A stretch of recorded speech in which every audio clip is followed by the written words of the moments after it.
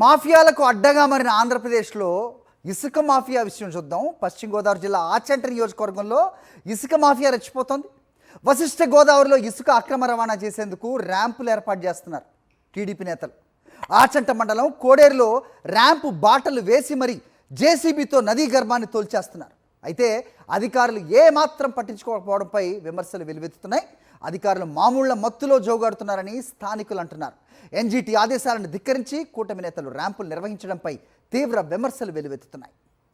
మా కరెస్పాండెంట్ పోతురాజుతో మాట్లాడదాం ఇదే అంశంపై. పోతురాజు, చెప్పండి, ర్యాంపులు నిర్మించి మరీ ఇసుక దోచేస్తున్నారు.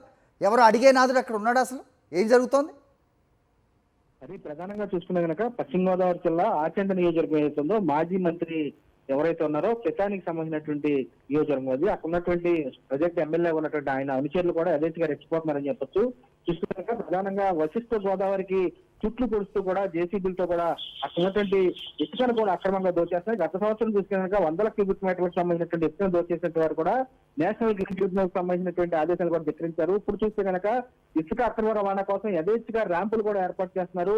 ఆచంట మండలం కోడేరు గ్రామం ఏదైతుందో అక్కడ ఉన్నటువంటి కోడేరు గ్రామంలో కూడా ర్యాంపుకు బాటలు వేసి జేసీబీతో కూడా నదీ గర్భాన్ని కూడా యథేచ్ఛగా కూడా నివేసినట్టు బట్టి కూడా కనపడుతుంది. ఎవరైతే అధికార యంత్రాంగం ఉన్నారో వీరిపై చర్యలు తీసుకోపోగా వాళ్ళ అడుగులకు మడుగులెత్తు కూడా పూర్తిగా నోరు వెళ్తున్నట్టు బట్టి కూడా కనపడుతుంది. చూస్తే కనుక మైనింగ్ కానీ, ఇరిగేషన్ కానీ, రెవెన్యూ కానీ, పోలీసు అధికారులు ఎవరు కూడా దరిదాపుల్లో కనపడలేదు.